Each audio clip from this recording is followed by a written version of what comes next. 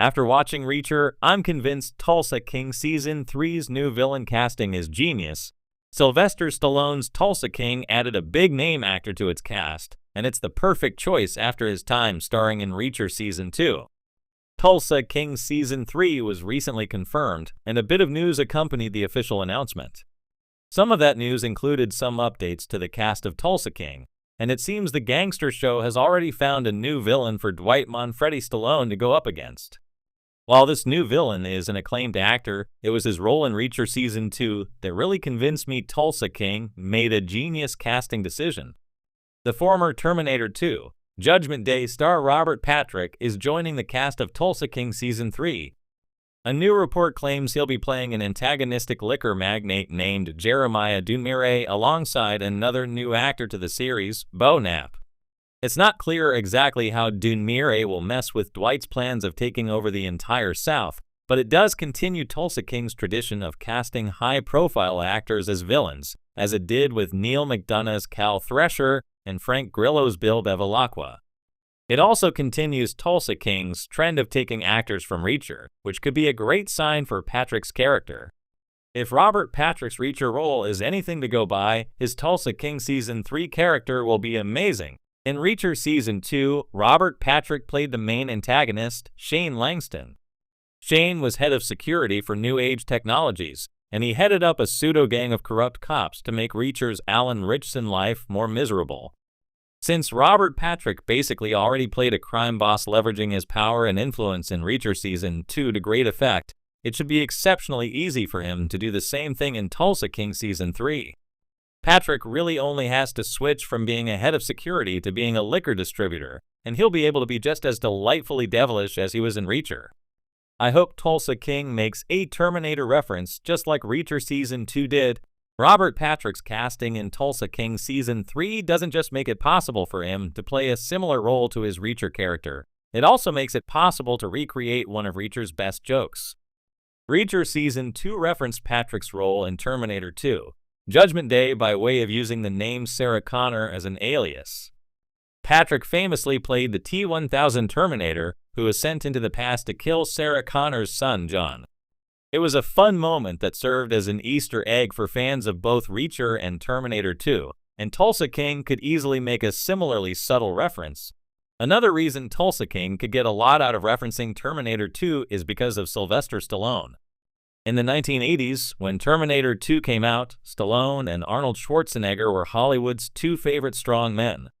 Their films competed all the time as Stallone made Rambo, First Blood Part 2 only for Schwarzenegger to make Predator, for example, and Tulsa King could play off Robert Patrick's involvement in the Terminator franchise.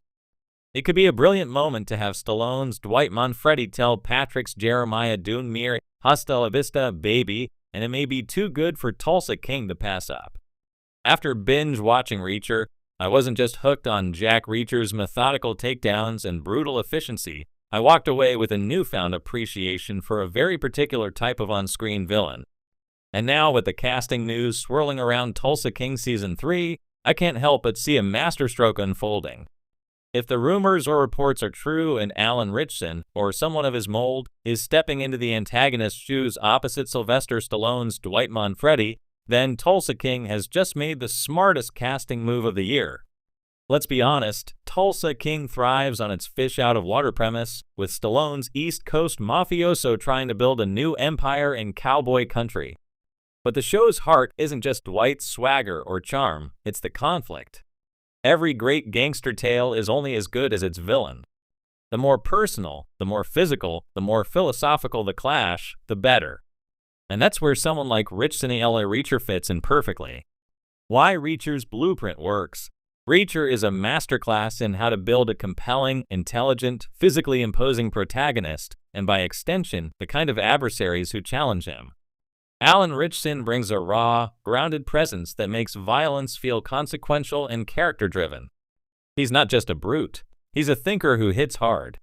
When you apply that same DNA to a villain role, especially in a series like Tulsa King, you open the door to something electric. Dwight Manfredi isn't just a mobster, he's a man of old-school values, trying to navigate a rapidly changing world. He's pragmatic, loyal, and terrifying when pushed. What he needs in Season 3 is not just another criminal rival or scheming politician. He needs a force of nature. A nemesis who can match his brawn, outthink him, and disrupt the carefully balanced power structure he's clawed together in Tulsa. And Reacher gave us a taste of what that might look like. Physicality meets psychology. One of the best things about Richardson's Reacher is that he doesn't just win fights, he analyzes them. He sizes up opponents like a chess player before he throws the first punch. Imagine that kind of presence on the opposite side of Stallone's Dwight. Not just a thug, but a tactician. A villain who can anticipate moves, dismantle trust, and force Dwight into a kind of war he's never faced, one where his fists, instincts, and loyalty all come under fire. It's not just about who can punch harder. It's about who can push the other man to abandon their code. If Tulsa King introduces a villain inspired by that Reacher-like depth, it'll raise the stakes in every way. Picture a younger, disciplined ex-military operator who's building his own empire in the Midwest, one that sees Dwight's growing influence as a threat. Not a rival drug dealer, not a jealous capo from the old world, but someone new. Someone smarter. Someone terrifyingly calm. The Stallone versus Reacher fantasy. Let's not pretend we wouldn't love to see Stallone and Richardson square off. It's cinematic gold. Both men have that old-school, heavy-hitting screen presence that commands attention. But more importantly, they represent different generations of masculinity. Stallone's Dwight is all grit, tradition, and survival. Richardson's Reacher or a similar villain brings a more modern, calculated version of power. Putting those two ideologies on a collision course? That's not just action, it's narrative poetry. And it's not just about the fists flying, it's about the conversations. The tension in a quiet scene. The challenge of principles. The moment when the villain questions Dwight's entire mission and makes the audience wonder if he has a point. Breaking Dwight's world apart, Tulsa King Season 3 has a perfect opportunity to shake things up. With 2 seasons under its belt, the series has established Dwight's domain, his allies, his enemies, and his demons. But if it wants to evolve and avoid becoming just another gangster procedural, it needs to test Dwight in ways we haven't seen yet. The genius of a Reacher-style villain is that he wouldn't just attack Dwight's operation, he'd dismantle his foundation.